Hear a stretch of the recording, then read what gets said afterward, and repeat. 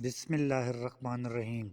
حضرت موسیٰ علیہ السلام اللہ کے انتہائی برگزیدہ پیغمبر تھے۔ آپ کو موسیٰ کلیم اللہ اس لیے کہا جاتا تھا کہ آپ اللہ تبارک و تعالیٰ سے کوہ طور پر جا کر باتیں کیا کرتے تھے۔ آپ علیہ السلام کا ایک امتی تھا جو بہت زیادہ غریب تھا۔ اس کے گھر کئی کئی روز فاقے رہتے تھے۔ ایک مرتبہ اس کی ملاقات حضرت موسیٰ علیہ السلام سے ہوئی۔ وہ کہنے لگا، اے موسیٰ علیہ السلام، آپ کلیم اللہ ہیں۔ جب اس بار آپ کوہ طور پر اللہ سے ملاقات کو جائیں تو آپ میری طرف سے اللہ تعالیٰ کو عرض کریں کہ میری آنے والی زندگی کا سارا رزق مجھے ایک ہی بار میں عطا کر دے تاکہ میں اچھی طرح زندگی گزار سکوں۔ حضرت موسیٰ علیہ السلام نے اس کی فریاد اللہ کی خدمت میں پیش کر دی۔ اللہ تعالیٰ نے اس کی فریاد قبول فرما دی اور اس کو چند بھیڑ بکریاں، گندم اور کچھ مزید چیزیں عطا کر دی۔ اس کے بعد حضرت موسیٰ علیہ السلام اپنے روزانہ کے کاموں میں لگ گئے۔ پھر کچھ عرصے گزرنے کے بعد حضرت موسیٰ علیہ السلام کو وہ بندہ یاد آ گیا۔ آپ علیہ السلام نے سوچا کہ پتہ تو کروں کہ اس کا کیا بنا۔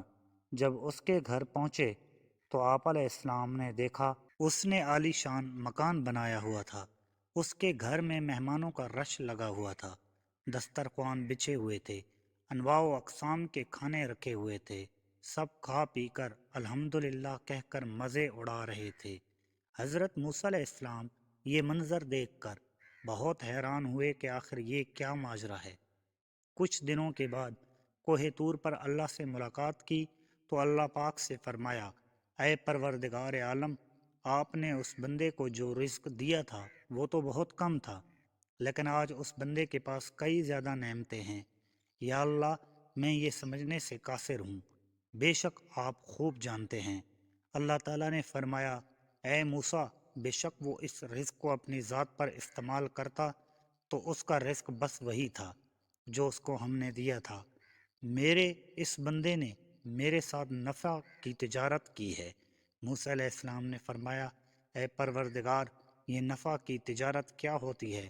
رب العالمین فرماتے ہیں، میرے بندے نے مہمانوں کو کھانا کھلانا شروع کیا، میرے راستے میں خرچ کرنے کو اپنا فرض جانا، غریبوں مسکینوں کے لیے دسترخوان بچھا دیے، اور میرا جو دستور ہے، جو میری راہ میں 1 روپیہ خرچ کرتا ہے میں اس کو 10 گنا زیادہ دیتا ہوں، کیونکہ مجھ سے تجارت میں اس کو نفع زیادہ ہو گیا تھا، اس لیے اس کے پاس مال و دولت بے تحاشا ہو گیا۔ سبق: اللہ پاک فرماتا ہے، میرے بندے، تو میری راہ میں 1 روپیہ خرچ کر، میں تجھ کو 10 گنا زیادہ دوں گا۔ لیکن ہمارا ایمان اور ٹوٹا پوٹا یقین یہ ہے کہ ہم اللہ کی راہ میں دینے سے کتراتے ہیں۔ جب کوئی سوالی ہم سے سوال کرتا ہے تو ہم اپنی جیب میں نوٹوں کے بجائے سکے تلاش کرتے ہیں۔ اللہ تعالی ہمیں ان باتوں کو سمجھنے کی توفیق عطا فرمائے۔ آمین یا رب العالمین، آمین۔